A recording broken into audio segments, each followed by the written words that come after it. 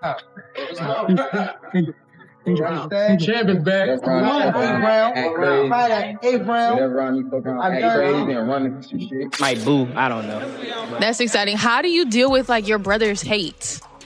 I come from can I cuss? Yeah. Okay, I come from a talking family, so I think it's funny. I just talk back with them. Like, it's just, My whole family's from DC. My whole family. Like, my entire family. Don't bring them.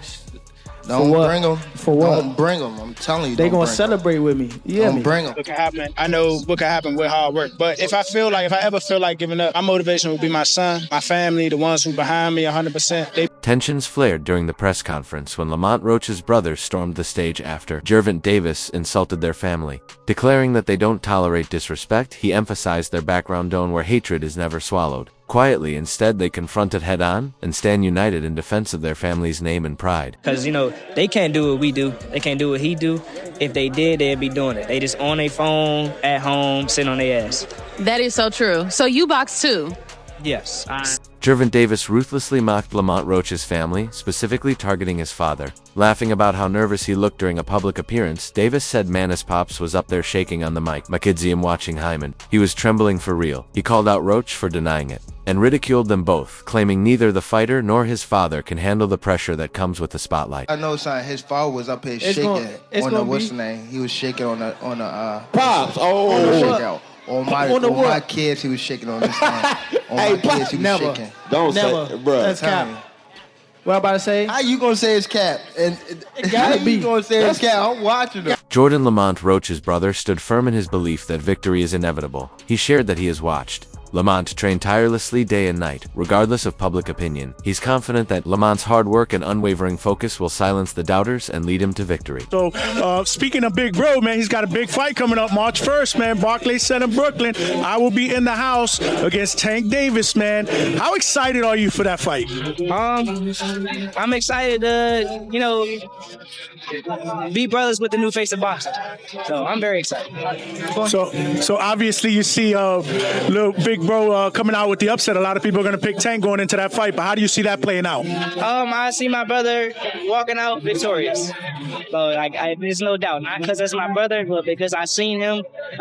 Lamont Roach approaches the rematch with grounded confidence forged from experience in their first bout. He challenged Gervonta in ways few ever have, disrupting the rhythm of a fighter, known for dismantling opponents. Roach's sharp counters, strategic angles, and ability to absorb power shots frustrated Davison broke his usual dominance. This second fight isn't just a shot at redemption, it's a chance to further exploit the weaknesses he believes he already exposed. Complete fighter like me. For them, especially the ones who don't know about boxing, you can suck it. I really don't care. In all honesty, even though I'm going to try to knock his head off from 1 to 12, I think it's going to go the distance. But if I hit him clean, we're going to see if he can. Roach steps into the ring not as an outsider, but as someone deeply rooted in the culture of the sport. Having grown up within Baltimore's boxing circles, he carries an intimate understanding of the craft and mindset required to succeed with valuable rounds already spent against Davis. Roach knows exactly how his opponent responds under pressure. I feel like you got a certain confidence about this fight that I've interviewed a few different Tank opponents. Everybody gonna say like, yeah, everybody say this shit. That's what you're supposed to say, right? Like I'm going into a fight. I don't think people thinking they're gonna lose, but it just feels like you have a different confidence than most other people. Where do you feel like that comes from? That's just how I'm wired, bro. I ain't never backed down from nothing. I damn sure ain't never wanted to come second to anything. So why would it change here?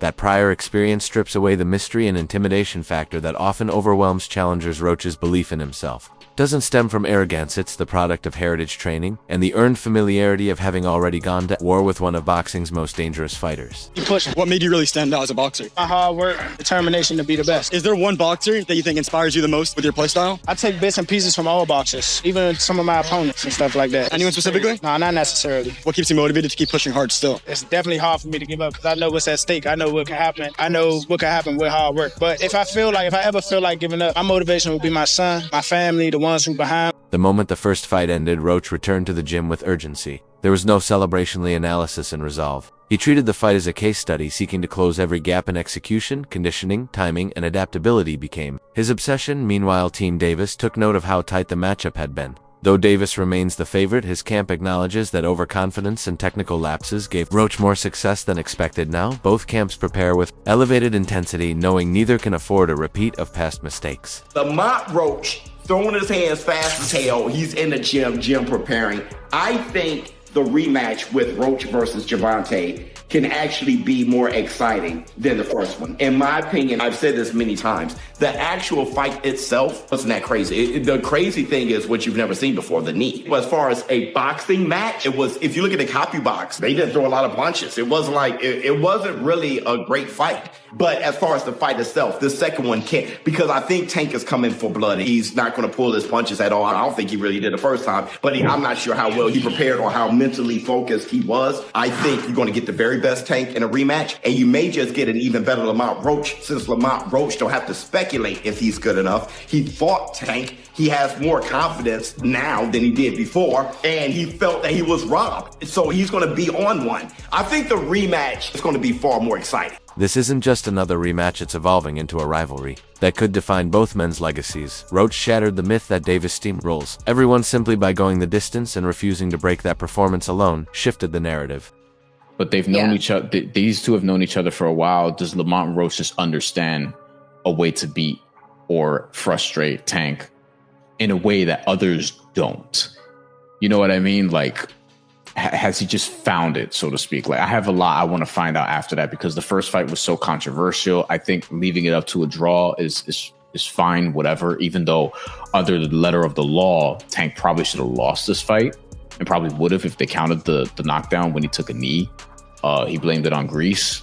On Roach a real shot, even though I still would say Tank figures it out and gets it done and takes it more seriously this time. Yeah, I think that because they're so familiar with each other, like these guys fought each other when they were kids. And then Lamont Roach comes into the ring, and listen, regardless, like Lamont Roach came in there and he was confident. And I don't think a lot of people believed that he was going to be able to get it done against Tank. People thought that Tank was going to knock him out. Here's the thing, though. Tank is actually super skilled. Like, he doesn't throw a lot. When he does, he's extremely accurate. But he does have skill, and what he does is he reels in his fighters, and he ends up landing big shots on them that end up knocking his opponent out.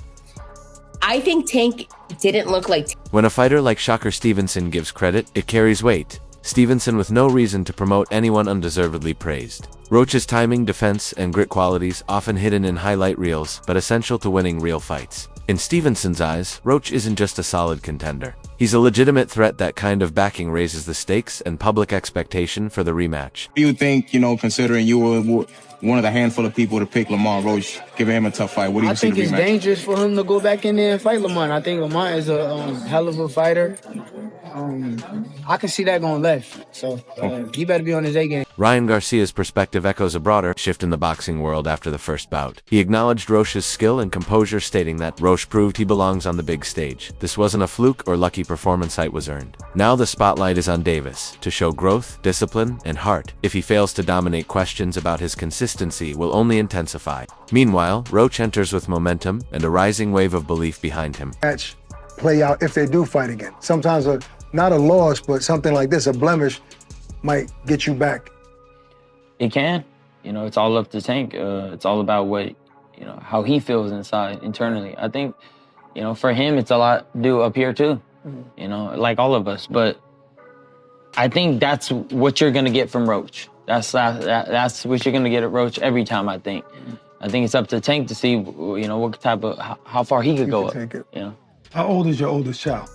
Roach's father, who also serves as his trainer, brings strategic insight into the rematch. He revealed that even before the first fight, Davis and his team showed caution. He knew Roach wasn't an easy assignment. Tank's usual bravado was tempered by strategy. The fight happened more due to promoter and fan pressure than Davis's personal eagerness. That in itself speaks volumes about the threat. Roach poses now with proof of his danger. The tension surrounding this rematch is even higher. So the Tank Davis versus Lamont Roach rematch is being targeted for June 21st in Las Vegas. Now, it's good that they're running it back without wasting any time, because Roach absolutely deserves a rematch. I mean, I thought he outboxed Tank the last time around. He came up a division as a gigantic 10-1 underdog, and he was the one on the front foot, landing his jab, the body shots, the combinations, throwing a lot more volume. I had it 7-5 Roach, and the no knockdown in round 9 was the reason it was a draw. If that knockdown was scored, that would have been a decision for Roach. But with all that being said, I do like Tank a lot more in the rematch. I thought he fought way too much on the back foot in the first fight, especially the first few rounds. He would land 1 or 2 punches per round, but as he started becoming the aggressor in the later rounds, he kept landing a lot more left hands and body shots. So Tank just needs to make this a dogfight, get into more exchanges, and that's where he'll land a lot more punches on Roach. When he's sitting on the back foot waiting for a counter, that's where Roach is comfortable and winning most of the rounds. So if Tank can fight the same way he did against Ryan Garcia, rounds 3 to 7, against Mario Barrios in the later rounds, or Frank Martin rounds 4 to 8, if he's the one on the front foot, then I do think he'll stop Roach in the rematch. This unfolding story has begun to mirror historic clashes like Tyson versus Holyfield matchups, where a powerful favorite met an underestimated challenger with mental toughness and hidden strength. The comparison hints at something bigger than a single rematch. It hints at a rivalry that could echo through boxing history. In camp, so knowing the coaches, they knowing us, work it's both ways. And they just our way, coming from both sides. So, but no, was I shocked? No. I think Tank tried to tell y'all. Calvin tried to tell y'all. Burry tried to tell y'all, but they didn't want to hear it. They just so stuck on trying to force Tank to fight who they want him to fight. And it don't work like that. You know what I'm saying? So it just was made for a great fight. So people need to just sit back and get ready for part 2. It's going to be epic, man. I can't wait for part 2, man. Do you got anything to say to the fans, about part 2, about anything that you got going on coming up, social media, anything? No, I just say get ready, man. Put your seatbelts on. And when this thing happen, man, make sure y'all support. Come to the fight, buy the fight. And be the biggest fan, cheering whoever you're cheering for. Don't matter. But you're going to see another great performance by the Reaper, man. Reaper ain't playing. He got a big bag, like you said, big 2 bag. What do you think the difference would be, though? You're going to see. The difference, I believe he won a fight. Nobody can tell us different. The majority of the world believe he won a fight. So, you're going to see. Both of them going to raise their level. Both of them. So, yeah. They're going to make for a greater fight. But, still. Much like Holyfield, Roach isn't looking to brawls, aiming to outthink and outlast. These aren't comparisons made lightly. They suggest this fight could become a defining moment of the era-driven. By contrasting styles and raw emotional stakes, it has the ingredients of a modern classic. Face off against one another. One guy was a massive favorite, had taken a loss, and was seen to be too small, right? And I'm talking about Evander Holyfield versus Iron Mike Tyson.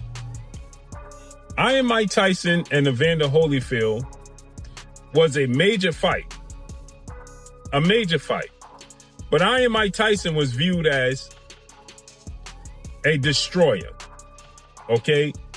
He was the baddest man on the planet. He was indestructible.